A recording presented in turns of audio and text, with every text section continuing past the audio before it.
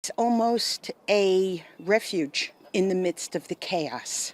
Up next, one of the most peaceful and most beautiful places on Long Island, a visit to the Our Lady of the Island Shrine in Manorville. Stay with us on the East End, here on News 12 Long Island.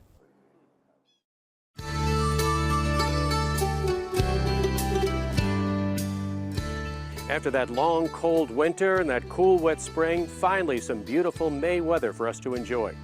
Welcome back to the East End here on News 12 Long Island. Our next stop is here in Manorville, the shrine of Our Lady of the Island. It's been providing peace and quiet for people from around the world for decades. You come up the driveway, you're greeted by a statue of St. Louis de Montfort, and he's our founder. He was a French saint. He died in 1716. The Montforts came to Long Island in 1905, and they wanted to build a shrine to honor Our Lady.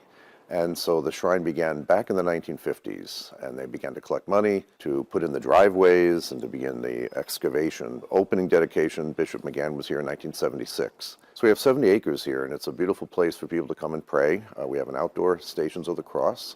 We have a beautiful rosary walk that we're, at this moment, reconfiguring. We have a beautiful outdoor shrine up at the rock there. Of course, it's the centerpiece. And the name Our Lady obviously is for Mary. Right. Our Lady of the Island, Long Island. And the beautiful statue up at the rock is a unique statue in the tradition of St. Louis de Montfort, who himself carved many statues. He always carved the images of Our Lady holding the baby Jesus. So we incorporated that tradition.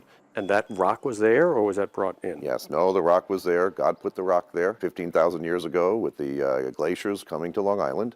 If you know Long Island, of course, the North Shore got all the rocks on the North Shore. But uniquely, this rock is the largest boulder this far south of Long Island. So it sits up on the bluff overlooking Mauritius Bay and the ocean, and it's a beautiful vantage point to see the ocean and all the rest out there too. So it's a beautiful place for people to come and to enjoy an afternoon. Come for Mass at 11:30. We have Mass every day at 11:30. And on Sundays, if it's good weather, we're out at the rock as well. So this is the stations of the 12th station of the Stations of the Cross. This is the most dramatic, I would presume. Yeah, it's actually bigger than life. The steps up here, there's quite a story behind that as well, right? The Holy Stairs, they're called, commemorating the 33 years that Jesus lived. And walking up it, it's almost kind of dramatic. That's intentional, I would assume, because you're walking up to this scene. And I think it is important to sort of feel a little bit of being winded, you know, the entering Calvary, going up to the hill. It was not an easy task. It's maybe a weird way to phrase it, but it's the most popular stop or the one that draws the most people? During Good Friday, we can get 10,000 people here to pray the stations in every language that lives on Long Island. So one of my jobs then at that point is to be a kind of a traffic cop. Okay, everybody, Italians over here, the Spanish over here, Creole over here.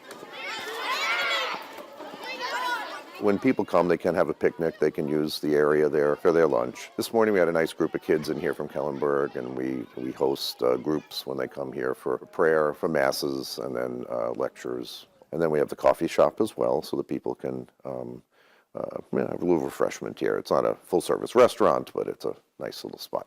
And we have the gift shop, a beautiful gift shop, and a bookstore. I really work hard on getting some good books in there for people, you know, on all kinds of spiritual needs. And obviously it's all donations. It's what's supporting you. Yes, the whole place is only run by donations and the gift shop. These 12 steps were put in a couple of years ago, and they record the 12 apostles to the left and the 12 tribes of Israel to the right. We wanted to also dedicate a shrine here to Matt Talbot, who is becoming the patron saint of recovery. The chains, of course, are a symbol of addiction. But Matt Talbot was found when he died wearing the chains of his slavery to God, to Jesus and Mary, showing that he found his spiritual freedom. And so the artist depicted now that the chains of his addiction are broken. And here are represented the bottles, the needles, the pipes, and all the paraphernalia that so many people get addicted to. And so now he is free in the spirit. That's very powerful. Yeah, very good. I could see a lot of people coming here and praying. Yeah. It's a beautiful place for people to come and to enjoy an afternoon. I find there's two kinds of people. People who are very devout who come and who really know the faith and want to be here because of it. And then other people who really maybe not so churched, and just wander up the hill and just come to see what's here. The landscape is really beautiful because we do have some really nice hills, and we've incorporated those hills into the Calvary, seeing the 12 stations of the cross. So there's a lot of interesting little places to find your quiet little spot. We have a beautiful Blessed Sacrament Chapel. We need to have a little bit of silence so that the Lord can speak and we can find our own heart. As we all know, life can get quite crazy. People can't make a pilgrimage to the Holy Land, but they can make a pilgrimage to a place like this. And even if it's only for a few hours, we can hopefully help to have them experience the Spirit in their life.